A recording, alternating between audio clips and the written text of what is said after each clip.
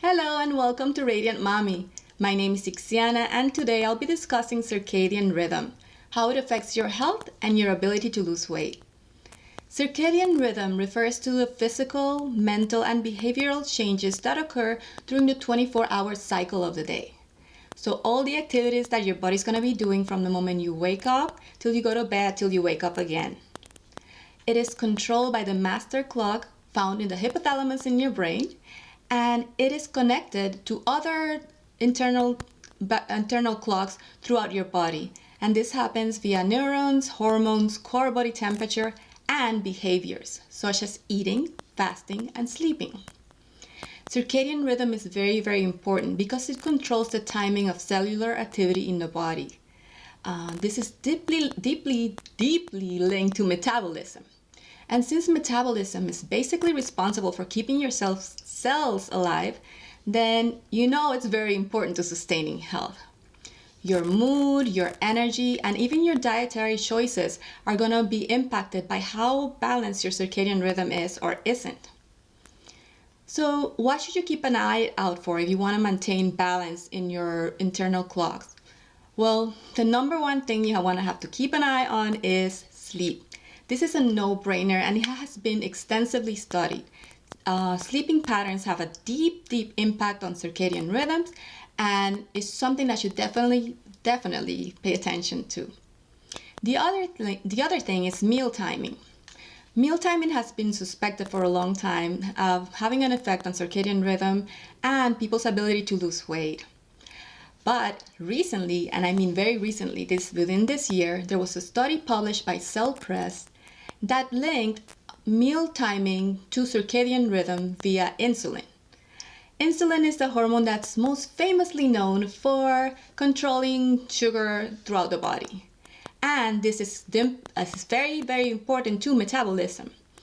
So one of the big things about this study is that it supports previous studies on dieters that show that people who ate their meals before 3 o'clock in the day had a tendency to lose more weight than those people that had their meals later in the day.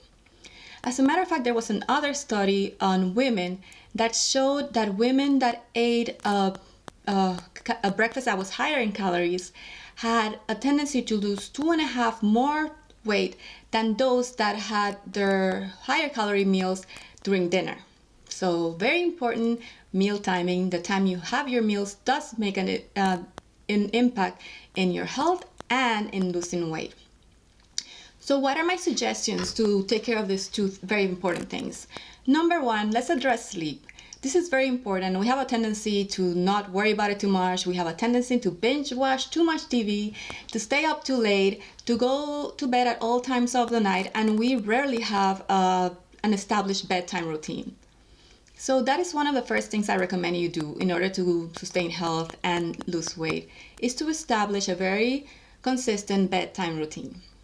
This means that probably you should stop screens within 30 minutes of going to bed. If you know you're not going to stop with the screens, I recommend you trying some of these blue light filtering glasses. So they might be helpful in trying to reduce the amount of blue light that goes into your eyes during nighttime.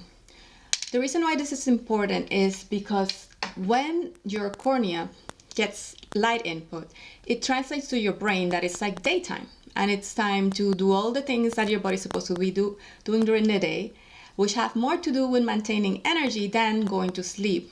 So this is why it's so important to try to reduce screen time during bedtime. The other thing you can do to support a good bedtime routine is establish times where you're going to go to bed. I recommend you to be in bed by 10 o'clock, the latest at 11. You can start your bedtime routine 30 minutes before whatever time you decide to go to bed, and it can include using aromatherapy. I like to use an air diffuser. You can use something like this. Essential oils like lavender, chamomile, and vanilla have been known to have soothing properties, so you can use any of those. I also use a sleep mask to go to bed, and this helps in blocking all light Like I mentioned before, light has an impact on your circadian rhythm and when your body thinks it's daytime and nighttime. So if you don't have those curtains that shut down all light in your bedroom, a sleep mask would be very helpful. Another thing that I like to use, and this is totally up to you, is earplugs because they help me reduce the noise and that helps me stay asleep longer. Now, once you've established a bedtime routine and you're going to bed at the same time, you're already like way ahead, right? The second thing is important for you to do is try to wake up at consistent times in the morning. This, in studies, has proven to be even more important than what time you go to sleep, is what time you wake up every morning. So, of course, you're going to try to wake up when the sun comes up. That's ideal. But if not, just try to maintain the waking time consistent. It is very important when you wake up to try to get sunlight, like I mentioned before. This way your body knows that it's daytime and it's time to wake up and that cycle is supposed to begin. If you live somewhere where you don't get a lot of light or you're during the winter months or it's cloudy, I like to use a light therapy lamp, something like this. These are very cool because they're small and you can take them anywhere.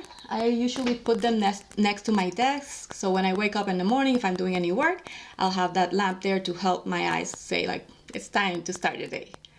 The other thing you can do is just walk outside in the morning to have your coffee or your tea outside, or stand by a window when you wake up, and this will help send signals to your brain that it is time to start the cycle of the day.